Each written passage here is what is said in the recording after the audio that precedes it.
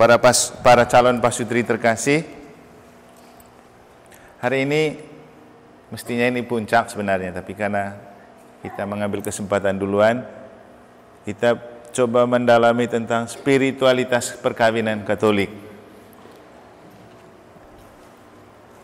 Kalau kamu bertengkar, saya tanya dari Kristo, apa hal pertama yang dilakukan setelah bertengkar? Sudah pernah bertengkar selama pacaran? Sering.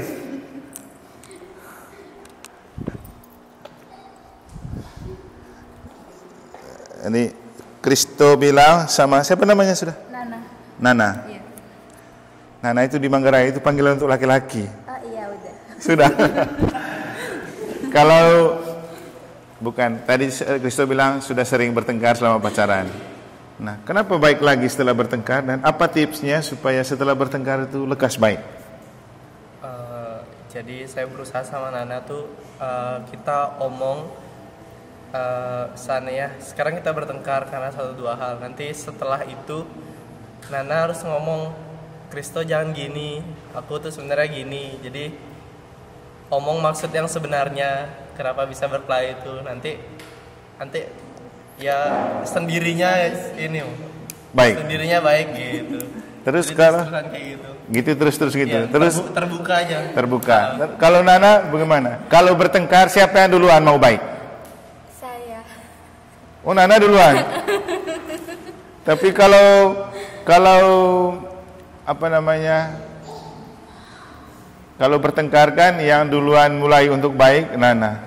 Iya, yang mau mulai juga saya kan. Yang mulai, oh gitu. Jadi karena dia penyebabnya, dia tahu diri. Oke. Menyadari kesalahan. Menyadari kesalahan. Iya. Oke. Jadi sudah ada dua hal ya.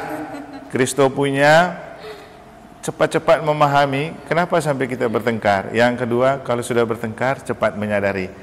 Gio, kamu pernah bertengkar nggak? Sering juga. Oh, ini saya rasa ini kesana sering semua ini tadi. Kalau sering bertengkar, biasanya apa yang membuat kamu sering bertengkar? Nah, siapa nama pasanganmu, Gio? Hana. Hana.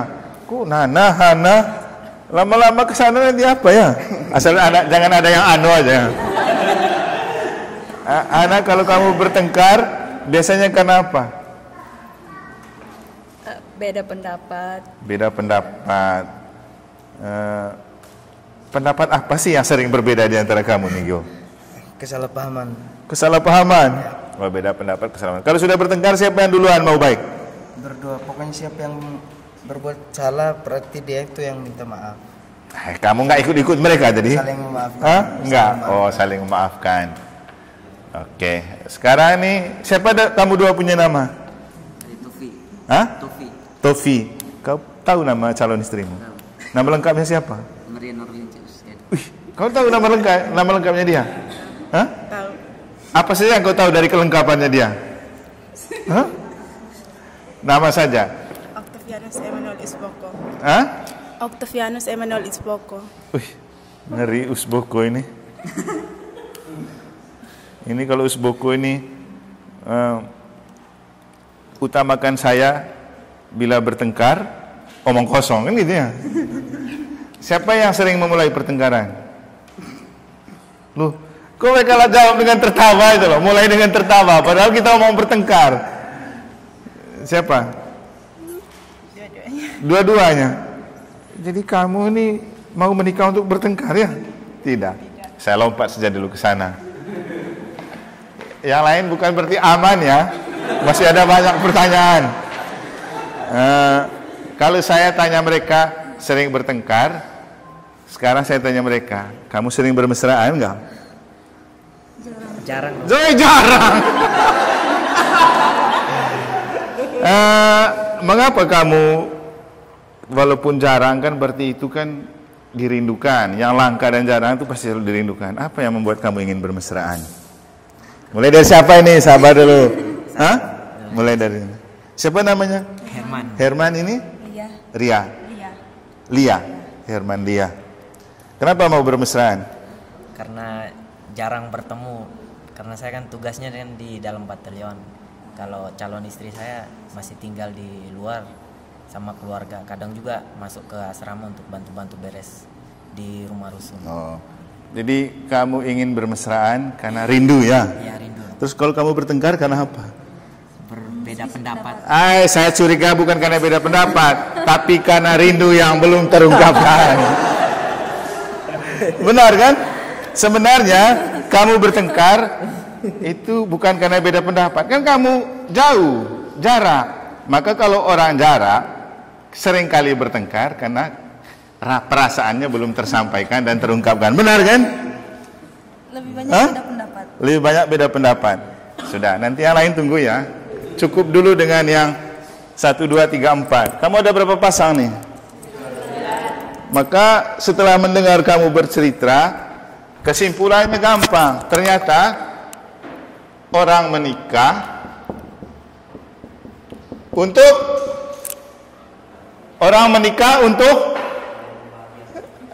kau bohong bilang membahagiakan. Kamu menikah, ya menikah itu untuk saling membahagiakan, saling bahagiakan. Terus orang berpacaran untuk saling melengkapi. Ada yang bilang saling melengkapi, saya taruh di bawah. Tapi sebenarnya kamu berpacaran itu kalau menurut saya itu untuk sering bertengkar. Faktanya kan belum menikah kamu ini, masih pacarannya sudah bertengkar terus. Tapi kamu berpacaran untuk bertengkar itu wajar. Jangan sampai waktu berpacaran tidak ada pertengkaran, nanti setelah menikah baru banyak bertengkar. Karena memang yang sering terjadi waktu pacaran, orang munafik tampilkan yang baik-baik semua, sehingga gampang orang terpikat dan jatuh hati. Jadi yang buruk-buruk itu belum keluar, nanti setelah menikah mulai keluar sudah. Kadang sebelum menikah kelihatan kalem, cool, giliran sudah menikah, cerewetnya minta ampun. Kan ada begitu tuh. Benar itu Ibu Maria Diana? Ya, contohnya Ibu Maria Diana, seksi keluarga. Dulu dia kalem, cool, sebelum ini nih, sebelum Aldi lahir ya. Setelah Aldi lahir baru terbalik sudah. Yang lebih cerewet Ibu Maria, yang lebih kalem Pak John. Kenapa begitu? Nah, dia berontak itu. Ya. Jadi ini kalau menikah tanpa persiapan begini. Menikah tanpa KPP. Oke. Kembali ke kita berpacaran harus untuk banyak bertengkar supaya keaslian kita itu ditemukan. Karena ketika kita menikah, kita mau saling membahagiakan di atas pertengkaran. Maka kata orang, kalau sudah menikah, kita tengkar untuk makin mesra, kita cekcok untuk makin cocok. Untuk itulah menikah. Kalau berpacaran, kita tengkar, lalu rasa tidak cocok, pisah saja. Ngapain paksa menikah?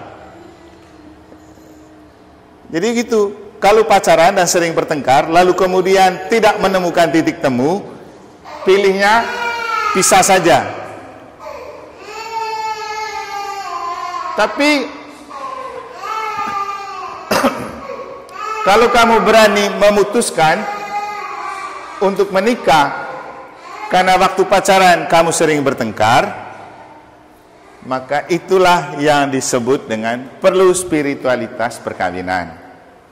Karena untuk membantu menguatkan kamu ketika setelah menikah kamu lanjut bertengkar, bukan karena pertengkaran itu kamu berpisah atau bercerai. Tapi sebaliknya, seperti yang saya katakan tadi, kamu tengkar untuk makin mesra, kamu cekcok untuk makin cocok. Karena faktanya tidak ada orang menikah karena kesamaan. Seringkali terjadi secara fisik, jarang terjadi orang mancung nikah sama orang mancung, kecuali bule, sama-sama bule ya. Tapi kalau bule datang ke kita, pasti mereka cari yang pesek-pesek, no? Pak John kan lihat sepintas agak mancung, makanya cari istri yang pesek kan gitu.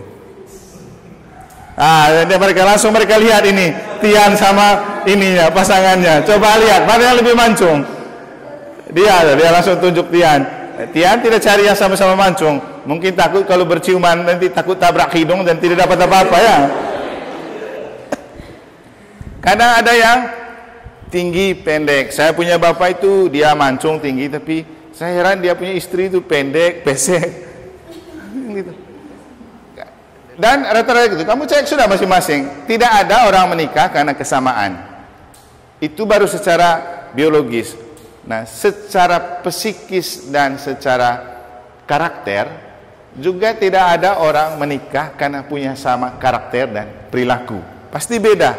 Makanya kamu menikah itu untuk saling melengkapi dalam kekurangan dan kelebihan. Apa yang menjadi kelebihannya Kristo diisi oleh, apa yang menjadi kelebihan Kristo mengisi kekurangannya Nana. Apa yang menjadi kelebihannya Nana mengisi kekurangannya Kristo. Untuk itulah menikah, saling melengkapi. Maka waktu menikah kamu berjanji. Misalnya, saya Herman memilih engkau Lia sebagai istri saya. Saya berjanji untuk setia kepadamu dalam suka dan duka, untung dan malang, sehat dan sakit. Saya berjanji untuk menjadikanmu istri saya sampai mati. Kan gitu. Jadi itu janjinya. Karena memang tidak ada pasutri yang menikah dari pribadi yang sempurna. Karena orang-orang yang menikah juga tidak lahir dari orang tua yang sempurna. Kita menikah karena tidak sempurna. Kita menikah untuk bisa saling menyempurnakan. Nah, bagaimana supaya ketika dalam hidup pernikahan kamu menemukan hal yang tidak membahagiakan atau menemukan pertengkaran? Untuk itulah kita butuh spirit. Spirit perkawinan artinya roh yang menggerakkan dan menjiwai hidup perkawinan kita. Spirit itu konkretnya seperti tadi. Kalau sudah bertengkar, apalagi kalau kita yang memulai, cepat menyadari, oh saya salah, saya minta maaf, lalu baik kembali.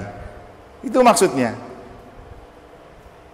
Spirit itu artinya rasa yang dimunculkan di dalam diri supaya kita ingin bertemu dengan pasangan. Berarti harus ada rasa cinta yang menciptakan rasa rindu yang menciptakan rasa ingin bertemu dan berromantisan. Kan gitu, semua bermula dari rasa. Nah, pertanyaannya, siapa yang bisa melihat rasa? Siapa? Tidak ada yang bisa melihat rasa. Orang hanya bisa membuktikan rasa. Tapi rasa itu sendiri sejatinya itu roh. Sesuatu yang tidak bisa kita lihat dan tidak bisa kita sentuh. Maka yang paling penting dalam hidup perkawinan adalah membalut rasa itu dalam roh Tuhan. Jadi mungkin ada yang pernah dengar lagu yang saya buat. Kita menikah karena cinta. Tapi kita memilih untuk menikah di gereja supaya kita membalut cinta dengan kasih Kristus. Orang memilih seseorang menjadi pasangan karena ada rasa cinta di dalam hatinya.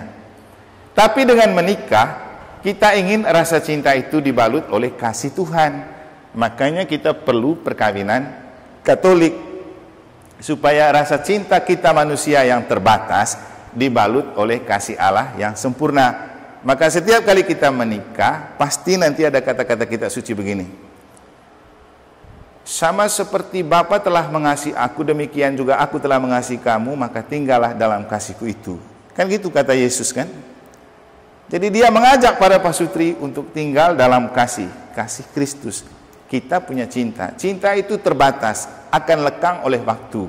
Rasa cinta itu kan kalau lihat masih kinclong dan kencang, pasti rasa cintanya tinggi kan? Kalau sudah mulai kusut dan sudah mulai loyo, maka rasa cinta juga mulai pudar. Maka kemudian kita cari yang kinclong-kinclong ya Herman ya, kan mereka sudah usang nanti kalau sudah makin tua tuh. Tapi bagaimana supaya rasa cinta itu tetap hidup, menyala, walaupun secara fisik sudah tampak tidak menarik, tapi rasa kita tetap menggebu-gebu. Itulah mengapa kita perlu kasih Tuhan, supaya kemudian kita tidak lagi mencintai pasangan kita, tapi kita mengasihi pasangan kita. Kan beda antara mencintai dan mengasihi. Cinta itu punya manusia, kasih itu punya Tuhan. Allah adalah kasih, kan gitu. Jadi dengan kita mengasihi pasangan, berarti kita menjadikan pasangan kita itu sebagai bentuk kehadiran Tuhan yang konkret.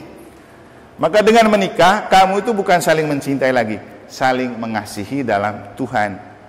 Jadi Tian lihat pasangannya seperti dia melihat Tuhan, kan gitu.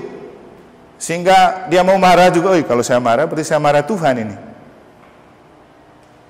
Apalagi kalau mau pisah dan menceraikan sama dengan memisahkan dan menceraikan Tuhan. Apalagi dulu kalau kita kembali ke cerita awal, kenapa perempuan perlu hidup dengan seorang laki-laki? Kenapa? Kenapa? Bukan karena perasaan manusia. Jadi kalau baca di kitab Kejadian, itu bukan karena Adam butuh Hawa, makanya dia ambil istri, bukan. Tapi karena Tuhan kasihan melihat Adam ini hidup sendiri, maka dibuatlah perempuan untuk mendampingi Adam. Maka istri-istri itu sebenarnya anugerah Allah, supaya laki-laki ini tidak hidup sendiri dan kesepian, kecuali kami yang jadi imam. Jadi kalau kemudian kamu menikah, pakai bahasa kitab sucinya, Yesus bilang, bukan kamu yang memilih aku, tapi akulah yang memilih kamu. Maka kesimpulannya, bukan lagi mamanya Akio yang memilih bapaknya Akio, tapi Tuhan yang memilih mamanya Akio untuk bapaknya Akio. Jadi pilihan Allah. Dan karena memang dari cerita awal manusia pertama, bukan Adam yang membutuhkan untuk Hawa itu ada, tapi Tuhan kasihan lihat Adam itu sepi dan sendiri, maka diciptakanlah perempuan dari tulang rusuk Adam. Nanti baca di kitab Kejadian bab 1 ayat 26-27 itu. Jadi karena Tuhan sudah menciptakan manusia pertama, dia melihat tidak baik kalau manusia itu hidup sendiri saja, maka dibuatlah satu manusia lain bernama perempuan. Kenapa disebut perempuan? Karena dia diambil dari tulang rusuknya laki-laki. Jadi kamu punya istri ini adalah tulang rusukmu sendiri. Karena itu perlakukanlah istrimu seperti engkau memperlakukan dirimu sendiri. Kan gitu pesan Tuhan. Nanti di Santo Paulus tulis gitu. Jadi hai para suami, kasihilah istrimu seperti engkau mengasihi dirimu sendiri. Sedangkan para istri bukan kasih, tapi taatilah suamimu. Tapi kemudian tidak bisa kita terjemahkan lurus, karena kenapa Tuhan meminta suami mengasihi istri? Kenapa? Karena yang mengalami krisis cinta dan kasih itu para laki-laki. Laki-laki ini kan utamakan perasaan dan keinginannya saja, toh. Ibu ini sudah aman-aman di luar tadi, baru masuk.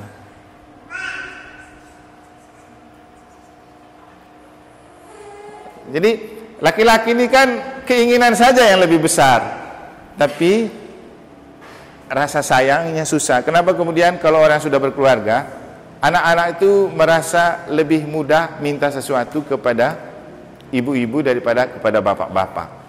Jadi yang sering terjadi krisis kasih dalam hidup perkawinan itu laki-laki. Makanya kitab suci bilang laki-laki itu kasihi istrimu, sedangkan istri cukup taat saja, karena rata-rata para istri itu punya rasa kasih sayang, itu secara alamiah.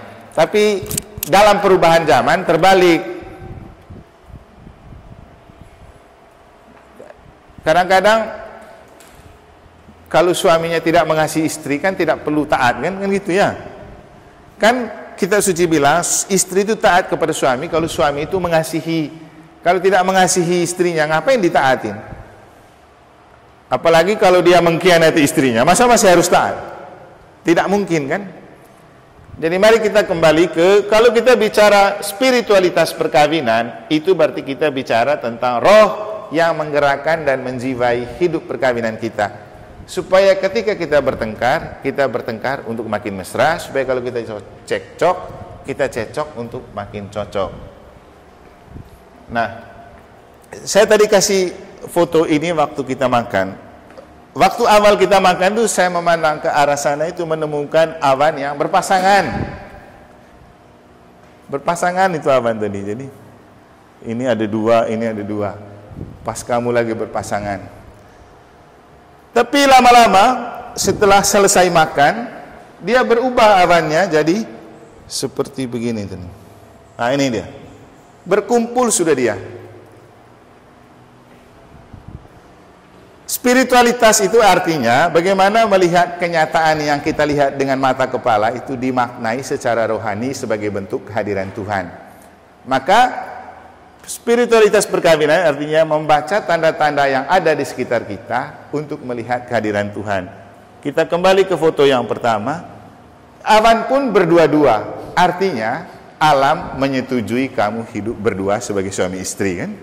Kan ini alam ini yang melihat dan menyaksikan tadi kamu berdua di loteng sementara makan. Kita punya hidup itu antara ke atas dengan Allah, secara vertikal itu dengan alam. Jadi kalau Allah dan alam sudah bersatu, pasti sudah sangat solid itu.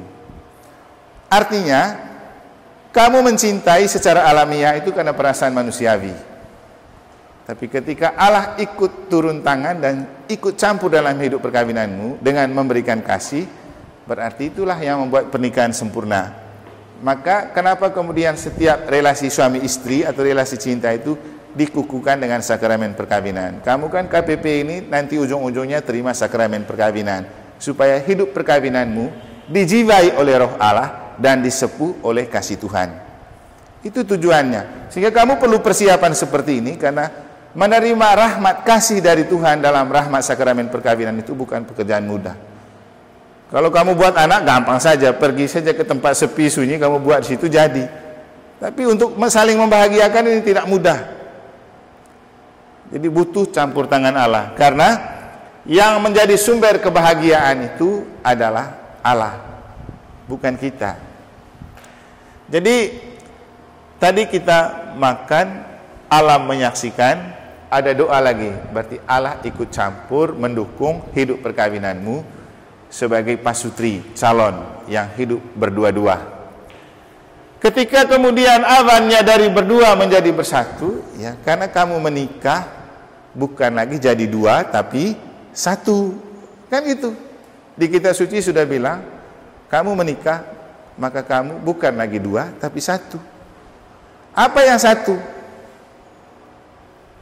Menyatukan perasaan susah. Menyatukan pemahaman juga susah. Menyatukan pengertian susah. Apa yang bisa mempersatukan? Roh. Kita boleh punya perasaan berbeda, punya selera berbeda, tapi ketika kita berdoa dalam nama Bapa dan Putra dan Roh Kudus, kita bersatu dalam ikatan cinta Bapa, Putra dan Roh Kudus. Doa. Itulah yang mempersatukan. Kemudian arti yang lain, kamu menikah sebagai suami istri itu untuk membina dan membentuk persekutuan bersatu, persekutuan dalam keluarga. Kan kalau kamu menikah, yang bersatu kemudian keluarga laki-laki, keluarga perempuan, kan? Jadi suatu keluarga besar. Kemudian nanti kalau kamu sudah menikah, dalam gereja itu, keluarga itu namanya eklesia domestika, gereja kecil, gereja rumah tangga. Nah, kamu bersekutu dalam gereja lewat KBG lingkungan. Jadi kita menikah itu untuk bersekutu, bersatu dengan pasangan, bersatu dengan keluarga, bersatu dengan gereja, untuk sama-sama bersatu dalam persekutuan cinta Bapa, Putra dan Roh Kudus. Itulah yang dimaksud dengan persekutuan spiritualitas perkawinan. Jadi seorang pria dan seorang wanita bersatu dalam cinta yang dibalut oleh kasih Tuhan untuk menciptakan kesatuan dalam keluarga besar, gereja dan Tuhan. Nah, doa. Tadi kan kamu berdoa di sini. Tadi itu saya suruh kamu makan bersama, doa bersama, karena irama hidup perkawinan itu berjalan dalam kenyataan seperti itu. Di mana keluarga yang tidak makan? Tapi apakah semua keluarga bisa makan sama-sama?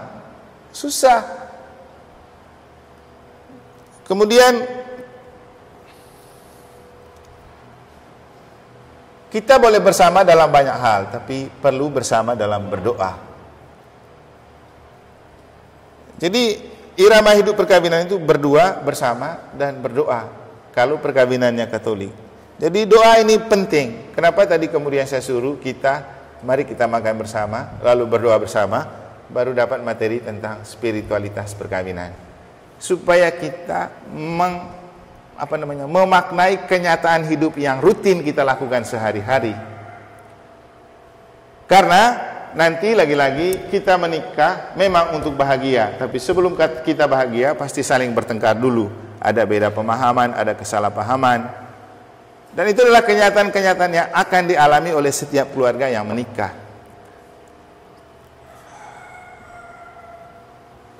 Nah, apa yang menjadi kekuatan untuk memelihara spiritualitas perkawinan?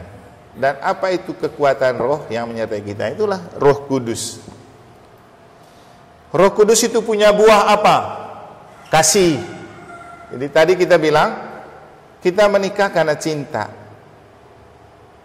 Persekutuan cinta seorang wanita dan seorang pria yang oleh Kristus diangkat menjadi sakramen dan dibalut dengan kasih. Nah ini, kasih itu buah roh.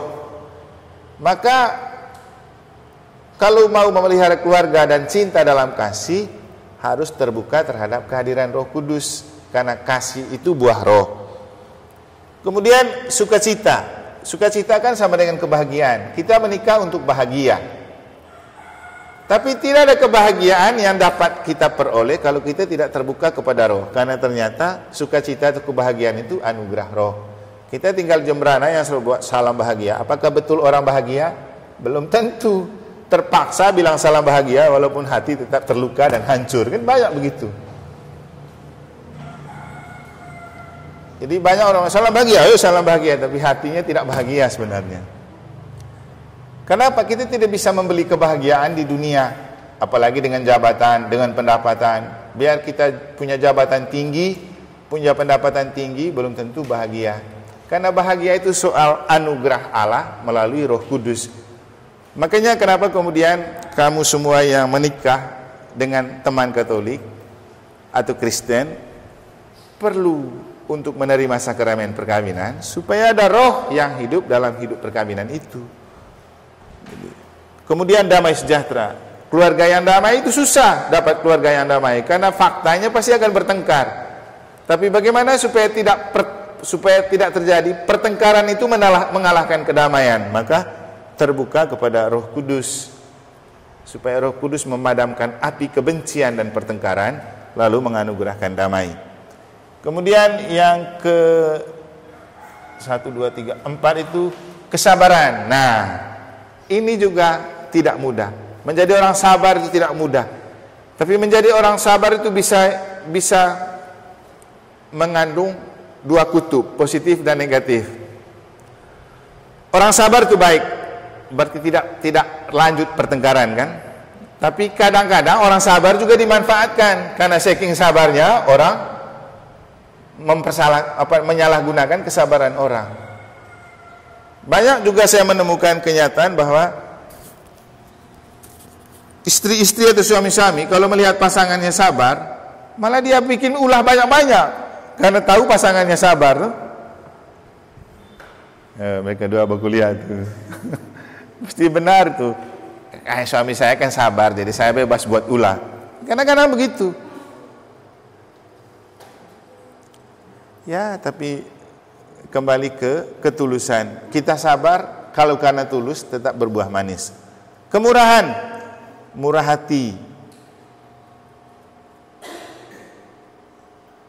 Kemurahan ini yang dimaksudkan murah hati. Bukan jadi suami istri murahan ya. Jadi murah hati. Kan tahu artinya tuh, murah hati dan murahan. Kebaikan, kesetiaan. Nah, ini lagi. Inilah kunci dari setiap kelanggengan hidup perkawinan. Setia. Setia kepada pasangan, setia kepada Tuhan. Bukan setiap tikungan ada simpanan. Kan gitu kan? Kesetiaan. Kalau ente setiap tikungan ada simpanan. Gitu. Bukan gitu maksudnya ya. Apa yang berikut? Kelemah lembutan. Penguasaan diri. Nah ini juga susah. Menguasai diri itu susah. Apalagi kalau sedang marah. Karena dikecewakan, karena disakiti. Susah menguasai diri. Tapi dalam iman kita percaya tidak ada yang mustahil bagi Allah. Makanya segala macam bentuk keberadaan hidup perkawinanmu jangan lupa dijiwai oleh Roh Kudus. Supaya buah-buah roh itu tertabur dan hidup di dalam hidup berkeluarga. Nah, buah pertama dari roh itu kasih. Ternyata kasih itu juga lebih detailnya, itu seperti ini. Kasih itu sabar, murah hati, tidak cemburu. Nah ini berat ini, tidak cemburu. Kita melihat pasangan kita duduk atau jalan sama orang lain, pasti cepat kita punya rasa cemburu muncul kan. manusiawi sekali. Itulah kita butuh bantuan roh. Kita Angelus dulu. Ada yang bisa angkat Angelus? Kristo.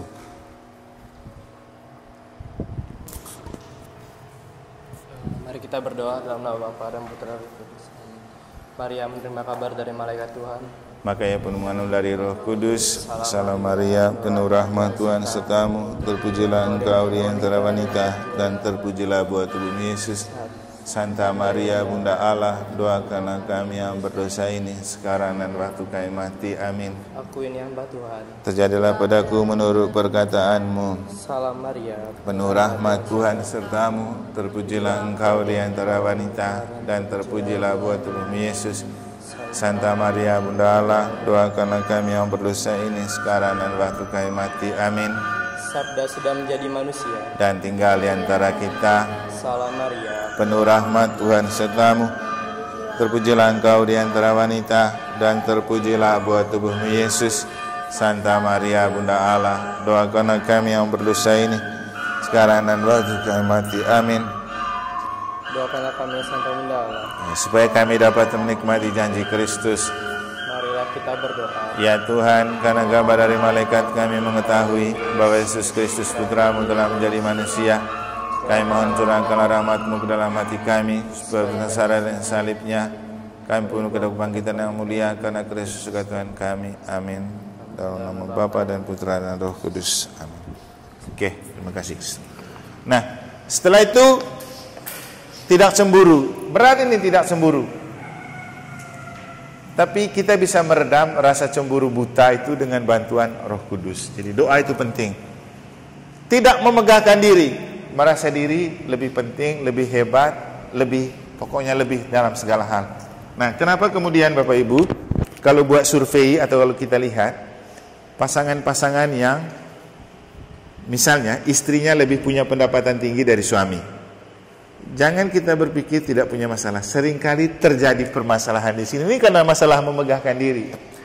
Kadang-kadang istri merasa karena dia punya pendapatan lebih tinggi, dia harus bisa atur semua hidup berumah tangga. Sering begitu. Tidak semua, tapi seringkali. Karena masalah ini, maka kita butuh roh yang punya kasih untuk kita tidak memegahkan diri. Tidak sombong. Ini juga penting, tidak sombong. Misalnya gini, kalau kau tidak menikah dengan saya, tidak mungkin kau punya orang tua jadi begitu. Itu juga bahaya. Tapi sering terjadi begitu. Untung kau menikah dengan saya. Kalau tidak, mana keluargamu bisa begitu? Bukan untuk itu kita menikah. Sopan, ini juga penting. Sopan itu penting. Orang segan karena kita sopan itu yang bagus daripada orang segan dengan kita karena takut. Beda itu ya. Jangan sampai orang segan dengan kita karena takut dengan kita. Tapi biarkan orang segan dengan kita karena kita berlaku sopan. Sopan itu jangan hanya berpikir dengan orang lain. Paling penting itu sopan kepada pasangan. Saya senang lihat di gereja itu beberapa kali ada pasutri yang kalau salam damai, istrinya ambil tangan suaminya, lalu dia cium dan taruh di dahinya. Wih, itu kalau istri-istri lain tuh pasti ngiler lihatnya, ya, kok bisa begitu. Tapi ini hal kecil, tapi dengan kita bersikap sopan, kadang itu yang membangkitkan rasa sayang yang lebih. Kalau punya pasangan yang sopan, pasti misalnya kalau suami punya istri yang sopan, pasti dia sangat sayang istrinya. Kenapa? Dia sopan. Sopan di depan dia, sopan di depan orang banyak, sopan di depan orang tuanya. Demikian juga sebaliknya. Kalau punya suami yang sopan, pasti bukan istri sih yang senang pertama ya kalau punya suami sopan. Siapa yang pertama senang? Mertua. Makanya suami-suami yang sopan pasti disayangi oleh mertua, walau tidak terlalu disayangi oleh anaknya. Tapi yang paling penting itu sopan itu penting. Kemudian tidak mementingkan diri. Yang dinamakan egois kan begini, mementingkan diri. Harus saya semua, harus saya yang lebih, harus saya yang diutamakan. Dan itu. Kemudian tidak pemarah. Nah, ini juga. Tidak pemarah. Beda antara sekedar marah dan pemarah. Kalau kita marah itu manusiawi, tidak ada manusia yang tidak marah. Tapi kalau pemarah artinya menjadikan marah sebagai pekerjaan, itu bedanya. Makanya disebut pemarah itu Karena menjadikan marah sebagai pekerjaan. Sikit-sikit marah itu namanya. Tidak ada kerja lain macam marah terus. Tapi kalau kita marah untuk yang baik, istri marah suami itu bagus. Tapi kalau istri marah-marah suami itu yang tidak bagus. Jadi marah itu wajar dan perlu. Tapi marah-marah itu tidak wajar dan tidak perlu. Jadi definisi pemarah artinya orang yang menjadikan marah itu sebagai pekerjaan. Tidak ada kerja lain marah tok. Kadang-kadang begitu. Waktu pacaran romantis tok, giliran sudah menikah marah tok. Nah. Untuk apa? Nah, sudahlah kalaupun sudah baku marah, jangan lupa memaafkan. Ini yang sering hilang dari pasutri dan keluarga. Tidak ada kemauan untuk memaafkan. Tadi mereka cerita waktu pacaran bagus. Setelah salah paham dan bertengkar, langsung saling minta maaf. Tapi jangan sampai karena masih pacaran, makanya cepat-cepat minta maaf. Giliran sudah menikah, malas mau maafkan kan? Tapi memaafkan itu penting. Karena apa? Paus Fransiskus punya pesan begini. Tidak ada keluarga, tidak ada pasutri yang sempurna. Tidak ada keluarga yang sempurna karena tidak ada pasutri dan keluarga yang dibangun di atas orang tua yang sempurna. Semua lahir dari orang tua yang tidak sempurna. Pasti ada pertengkaran, percecokan dalam keluarga. Tapi jangan lupa memaafkan. Jangan jadikan keluarga sebagai tempat rumah sakit di mana semua rasa sakit hati ditampung dan dituangkan. Kalau kita marah satu hari ini, malam kamu tidur berpelukan, berdamai, apapun yang membuat kamu tengkar hari ini, selesai saat malam berpelukan. Jadi berjabatan tangan saja sudah cukup untuk berdamai. Apalagi kamu yang hidup suami istri ini, bukan hanya berjabatan tangan kalau malam kan, berpelukan lagi. Lebih dari berpelukan, isi sendiri kan. Itu kan simbol perdamaian. Lupakan semua apa yang sudah terjadi di hari ini. Makanya Yesus bilang kesusahan sehari cukuplah untuk sehari. Kemudian Paus Fransiskus bilang pertengkaran sehari cukuplah untuk sehari untuk para pasutri. Jangan hidup berpasutri untuk menabung pertengkaran dari hari ke hari.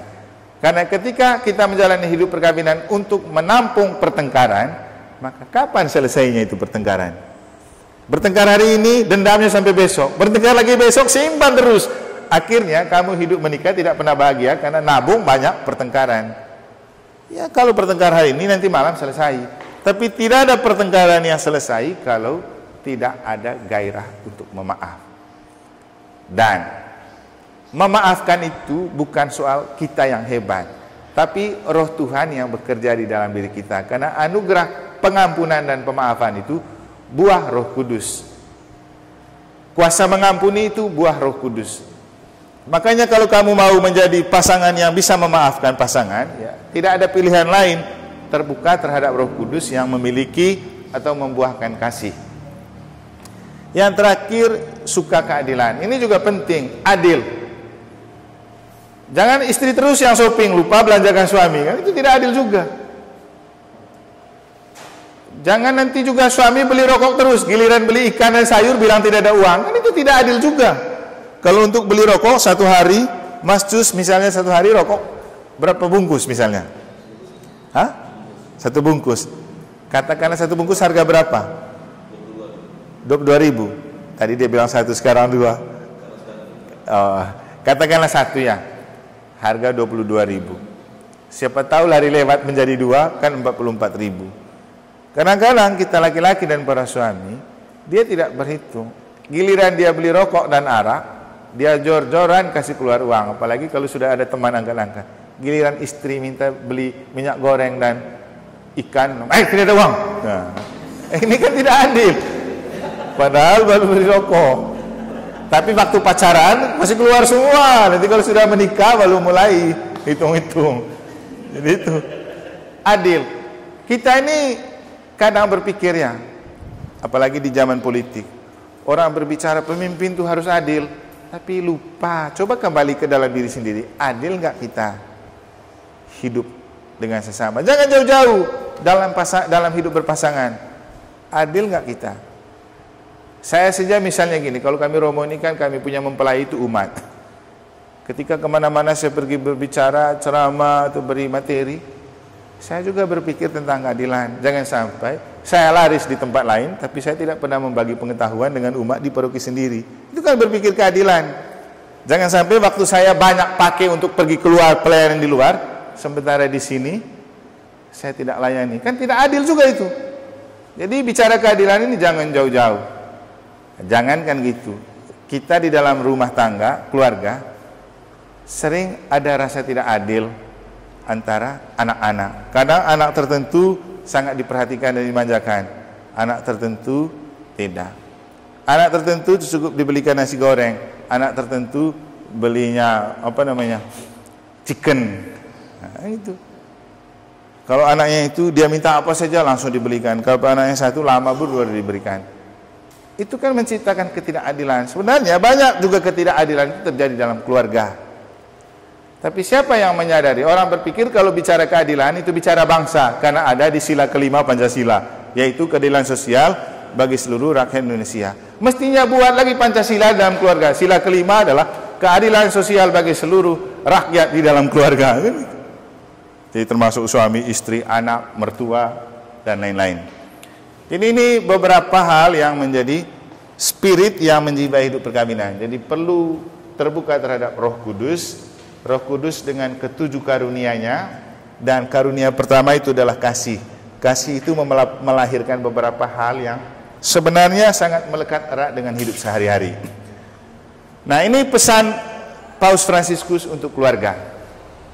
Tidak ada keluarga yang sempurna. Kita tidak punya orang tua yang sempurna. Kita tidak sempurna, tidak menikah dengan orang yang sempurna. Kita juga tidak memiliki anak yang sempurna. Kita memiliki keluhan tentang satu sama lain, kita kecewa dengan satu sama lain. Oleh karena itu tidak ada perkawinan yang sehat atau keluarga yang sehat tanpa olah pengampunan. Jadi memaafkan tadi itu. Pengampunan itu penting untuk kesehatan emosional dan kelangsungan hidup spiritual. Artinya apa? Kalau kita bisa cepat saling memaafkan, kan cepat plong dan lega. Berarti secara psikologis kita sembuh. Kalau tidak saling memaafkan dan terus menyimpan dendam, maka pastilah mahnya kambuh, nafasnya sesak, hidup lalu jadi tidak enak, nafsu makan tidak enak. Percuma bawa ke dokter kalau penyakit jenis ini, karena dia sakit bukan karena gangguan organ, tapi gangguan psikologis. Jadi itu pentingnya pengampunan dan memaafkan itu obat kesembuhan jiwa. Cepat plong, cepat bahagia, lalu tidak sungkan lagi. Kalau belum saling memaafkan kan, kadang-kadang satu lari ke kiri, satu lari ke kanan. Giliran ke dapur, yang satu pergi ke tungku api, yang lain pergi ke kulkas. Padahal suami istri. Sampai dengan tidur malam, padahal satu ranjang. Yang satu balik ke kanan, yang satu balik ke kiri. Seolah-olah pada lagi pilek. Kalau satunya pilek, ini hidung tersumbat bagian kanan, satu tersumbat bagian kiri. Sehingga waktu tidur harus lain-lain arah gitu. Terus kalau begitu untuk apa menikah? Itu. Nah itu sambung lagi, besok bangun pagi-pagi jalan lain lagi. Yang lain sebenarnya mau ke dapur, tapi karena lagi jengkel sama istri, pura-pura belok ke kamar mandi. Kan gitu. Pernah kan gitu. Padahal tujuannya sama, tapi karena lagi tengkar, pura-pura langsung belok kan gitu. Padahal tidak kebelet. Tujuannya sama ke dapur. Mungkin juga bangun pagi karena sama-sama haus, pergi cari air minum. Tapi karena sambung tengkar, yang lain-lain lari ke kamar mandi, mungkin dia minum air di bak mandi, yang lain ke dispenser. Jadi itulah resiko kalau hidup menyimpan dendam dan tidak memaafkan. Kemudian tanpa pengampunan, keluarga menjadi sebuah teater konflik dan benteng keluhan. Nah, ini yang sering terjadi para calon suami istri. Jadi teater konflik. Dan parahnya, kalau konflik sudah semakin parah dan tidak saling memaafkan, teater itu bukan hanya terjadi di keluarga. Kan orang kalau sudah menyimpan banyak persoalan dan hatinya sudah tertekan, maka kebutuhan berikut yang muncul apa? Dia cari orang yang bisa melampiaskan unek-unek. Dan ini bahaya yang terjadi. ketika pasangan mencari tempat pelampiasan unek-unek di orang yang lain, sangat manusiawi. Ketika kita sudah menumpahkan isi hati kepada orang tertentu dan kebetulan orangnya menyambut dan menghargai, kan lama-lama kita jatuh hati pada orang itu. Benar kan? Lalu kemudian terus kita ke sana karena dia menerima dan menghargai kita. Ketika kembali ke rumah, rasanya seperti neraka, padahal pasangan itu ada di rumah. Jadi itu bahaya, teater konflik. Kemudian lagi, ada yang kemudian mencari pelampiasan dengan bercerita pada pribadi tertentu, yang kemudian ujung-ujungnya mereka saling jatuh cinta lagi. Tapi ada lagi jenis lain cara menumpahkan unek-unek. Cerita ke tetangga, nanti tetangga buat di status, lalu ramelah kita punya persoalan, viral. Makanya sekali lagi, jangan menjadikan keluarga sebagai bengkel teater konflik.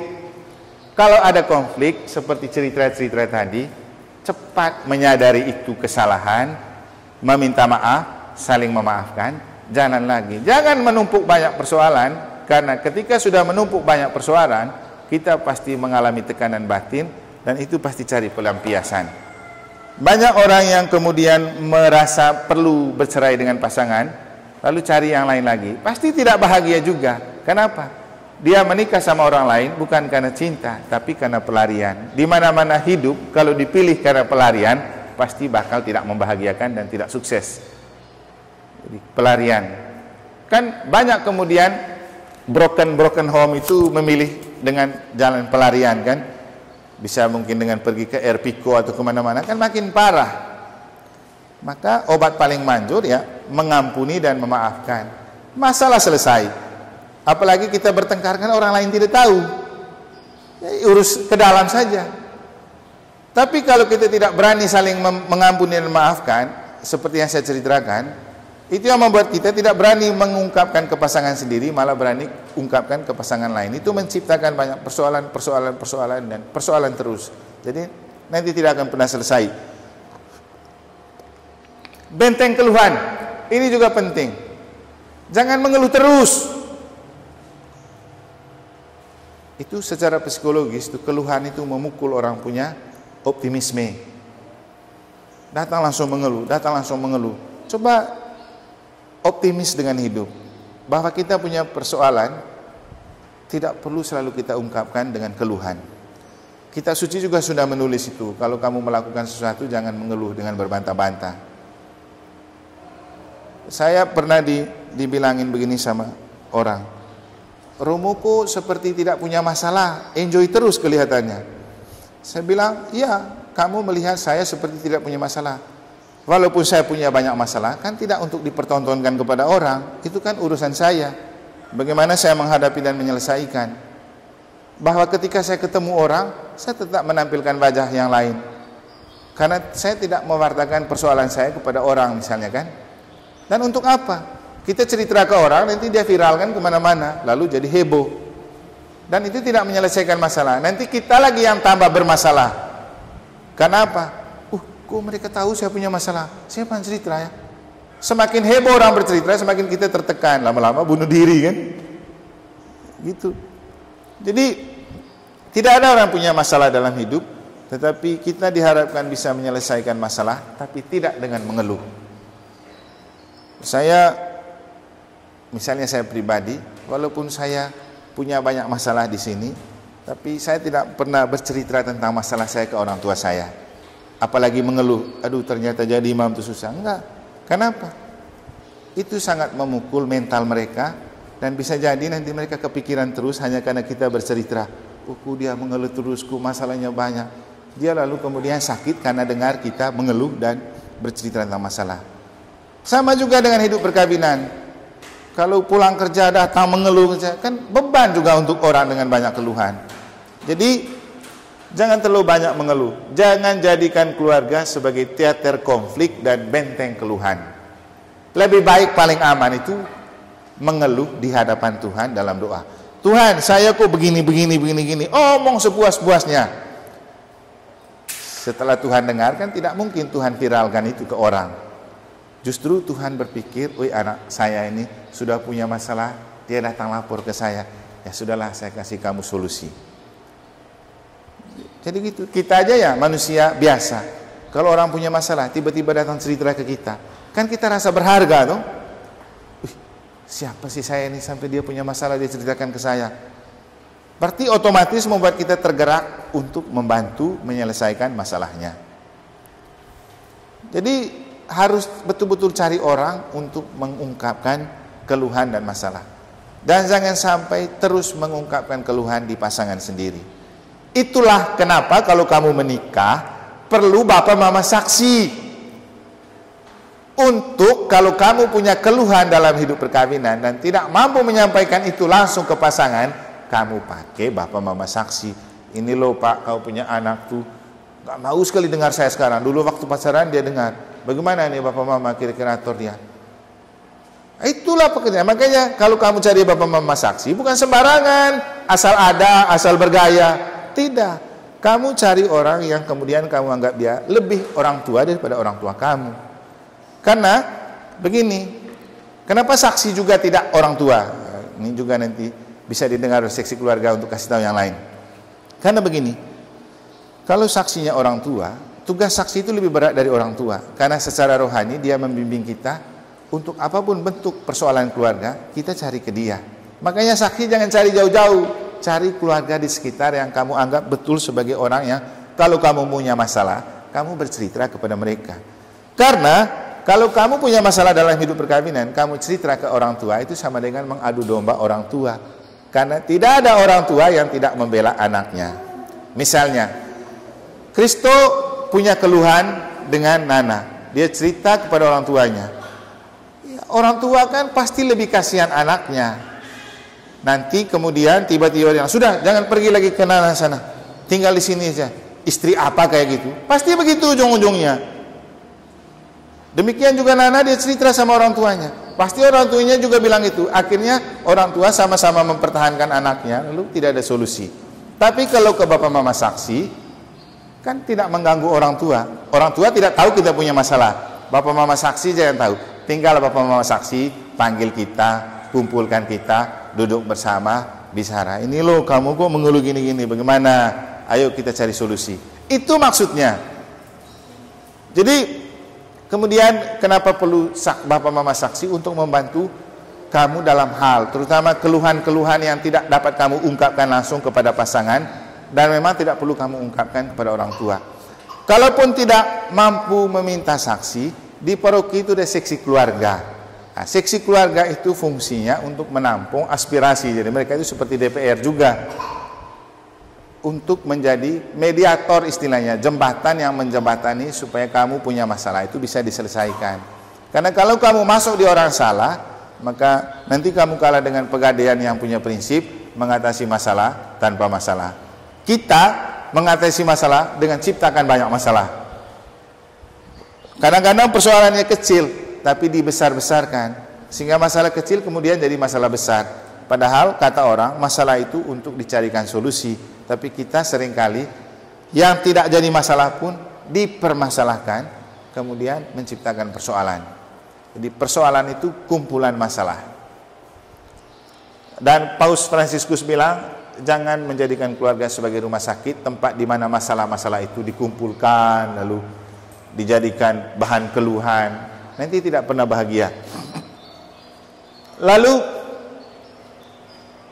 tanpa pengampunan keluarga menjadi sakit. Ya, jangankan keluarga, kamu pacaran kalau tidak mengampuni saja kan sakit hati.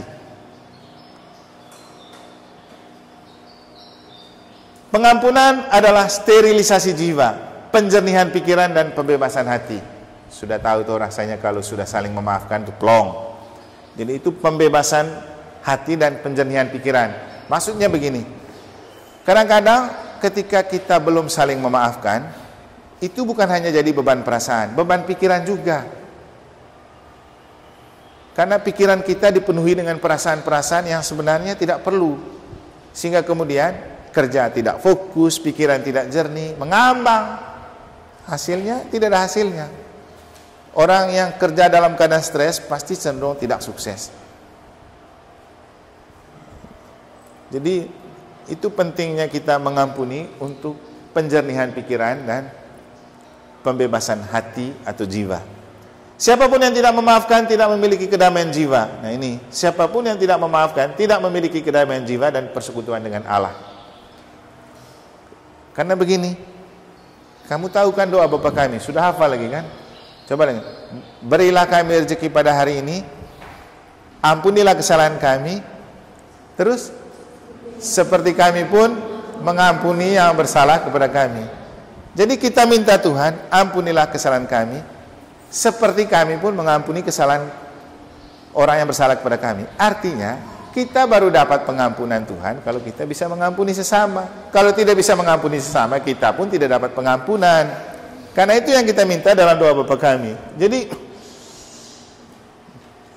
persekutuan dengan Allah itu penting, supaya kita bisa mengampuni.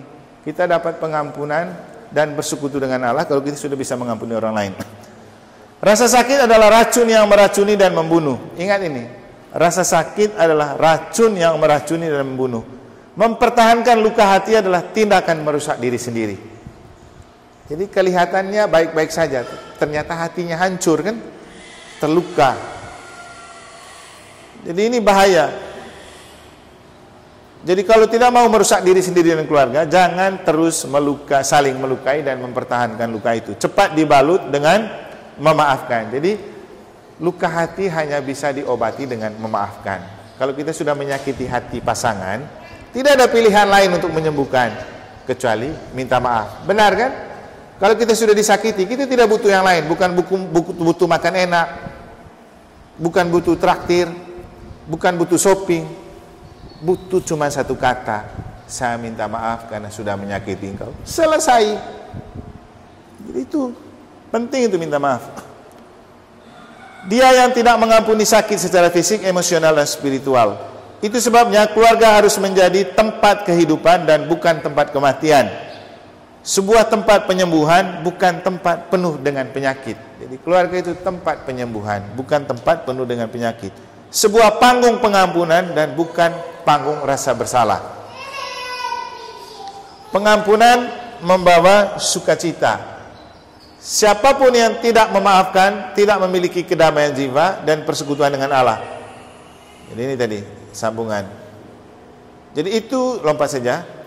Itu sebabnya keluarga harus menjadi tempat kehidupan dan bukan kematian. Sebuah tempat penyembuhan bukan tempat penuh dengan penyakit. Sebuah panggung pengampunan dan bukan panggung rasa bersalah.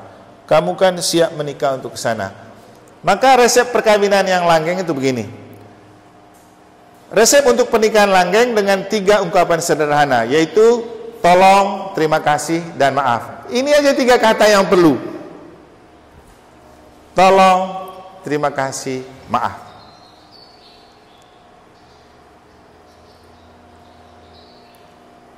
Ungkapan sopan, terima kasih dan penyesalan akan membawa melestarikan pernikahan dan meningkatkan cinta dari waktu ke waktu. Sederhana saja kalau kita mau minta tolong, bisa tolong saya kah? Kan itu membangkitkan rasa cinta. Kemudian setelah kita terima sesuatu, terima kasih ya. Itu kan membangkitkan rasa cinta kita kepada orang yang tahu berterima kasih. Di dunia ini orang yang tahu berterima kasih pasti sangat dicintai.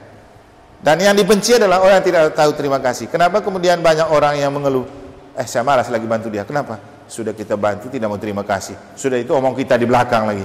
Nah itu, kan gitu tuh. Jadi terima kasih itu kata yang sederhana, cuma 2 kata, tapi maknanya sangat dalam. Tapi kalau kita sedikit-sedikit terima kasih, pasti orang bilang, siapa itu? Oh iya, kalau orang itu layak dibantu, dia itu sopan, tahu terima kasih, anaknya baik, bantu.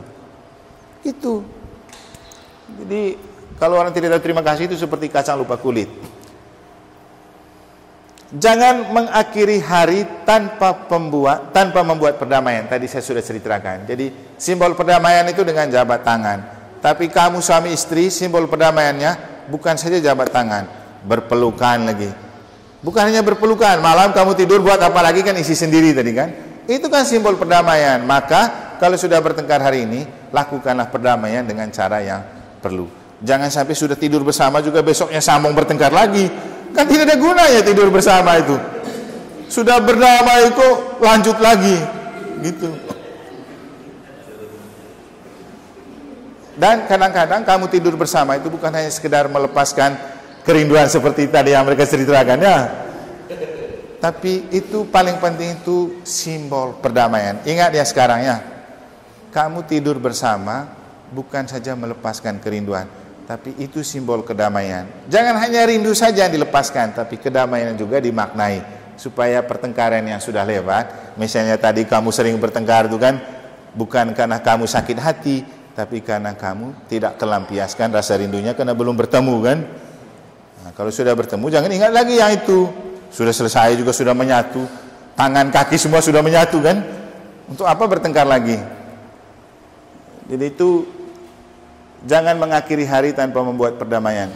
Bila pasangan mengakhiri satu hari saja dalam pernikahan tanpa perdamaian, maka pernikahan tersebut akan menjadi keras dan dingin, dan menjadi sulit untuk berdamai pada hari berikutnya. Seperti yang saya ceritakan tadi, pagi-pagi bangun padahal sama-sama haus, mau pergi cari dispenser untuk minta ambil air, tapi karena lagi lanjut bertengkar, terpaksa satu terus ke dispenser, satu pura-pura ke kamar mandi. Nanti sampai di kamar mandi baru dia ambil air di bak mandi lalu minum, bukan itu. Itu efeknya.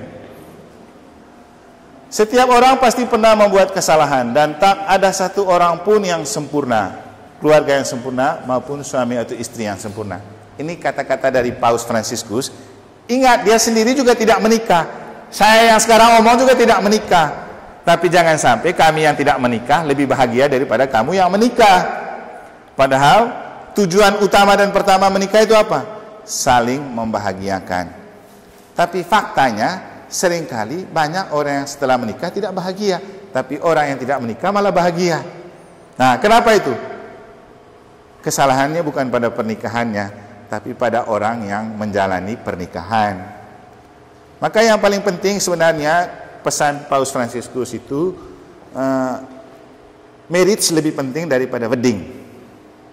Tahu tuh artinya? Marriage itu hidup perkawinan, wedding itu resepsi perkawinan. Jadi marriage lebih penting dari wedding. Tapi seringkali karena gengsi orang merasa wedding lebih penting daripada marriage. Hasilnya apa? Waktu resepsi pernikahan heboh, semua orang datang, penampilan ngeri. Tapi giliran sudah menikah kita bertengkar, siapa yang perhatikan? Keluarga-keluarga yang kita belikan semua seragam waktu wedding itu, waktu kita bertengkar malah mereka tepuk tangan lagi. Kan gitu.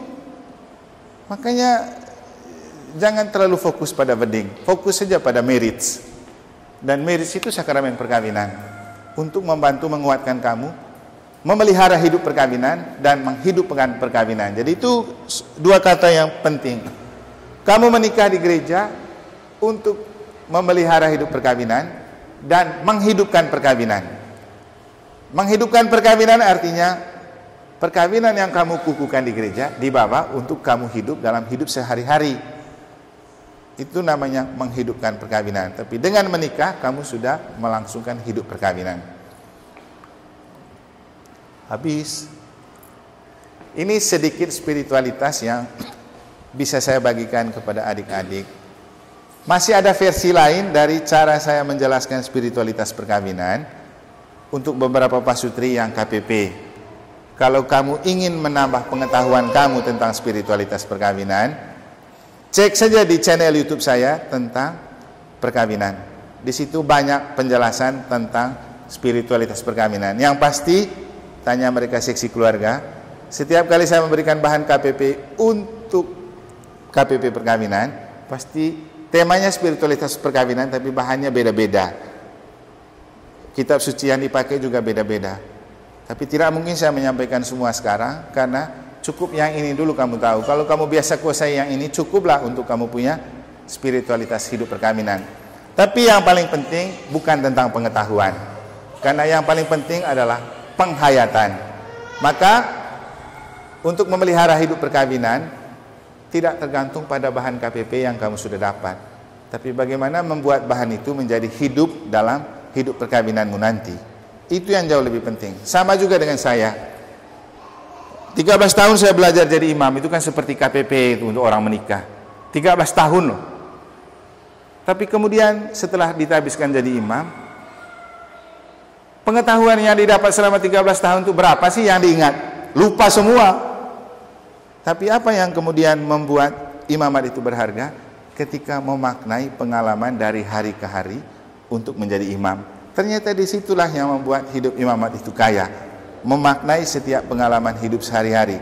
Dengan ini saya mengatakan kepada kalian, bukan pada bahan KPP yang membuat kamu betul bahagia dalam perkawinan, tapi bagaimana kamu memaknai bahan itu untuk hidup harian, dan bagaimana memaknai pengalaman biasa sehari-hari dalam konteks panggilan dan perutusan Allah. Jadi memaknai setiap pengalaman hidup berkeluarga, itulah modal utama untuk mensukseskan hidup perkawinan.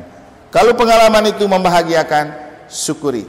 Kalau pengalaman itu tidak membahagiakan, tetap berpasrah kepada Tuhan, konsultasi kepada keluarga-keluarga yang dipandang memang pantas untuk dikonsultasi, karena tidak ada keluarga yang tidak punya masalah, tidak ada pasutri yang tidak punya masalah, semua pasti punya. Yang beda adalah bagaimana kita punya cara menghadapi persoalan dan bagaimana cara kita menyelesaikan persoalan.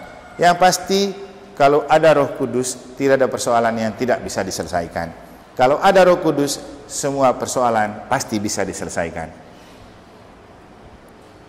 Terakhir, inilah hadiah untuk kamu untuk mengingatkan kesakralan hidup perkawinan, atau kalau kamu mungkin bertengkar atau bercekcok, bisa kamu ingat-ingat dan putar saja lagu yang ini untuk mengingatkan kembali kekuatan perkawinan kamu. Kan mau terima sakramen perkawinan.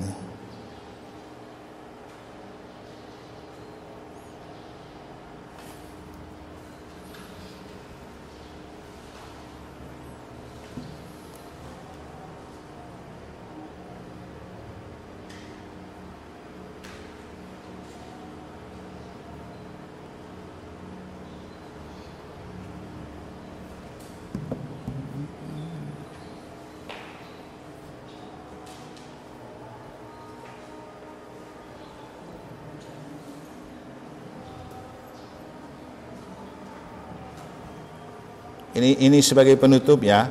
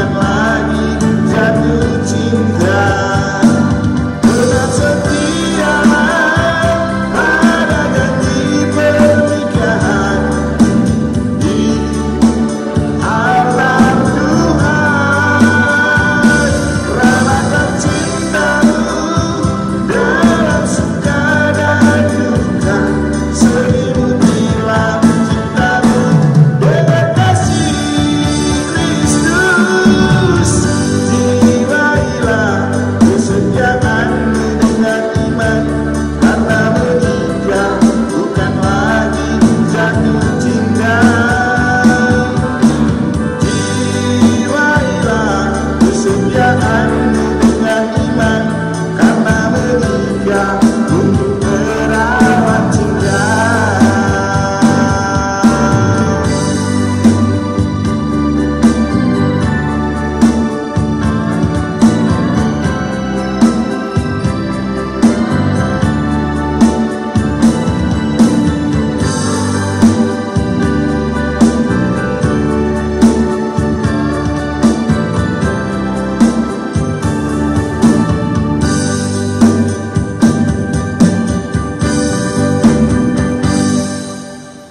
Oke, sekian dan terima kasih. Kembali ke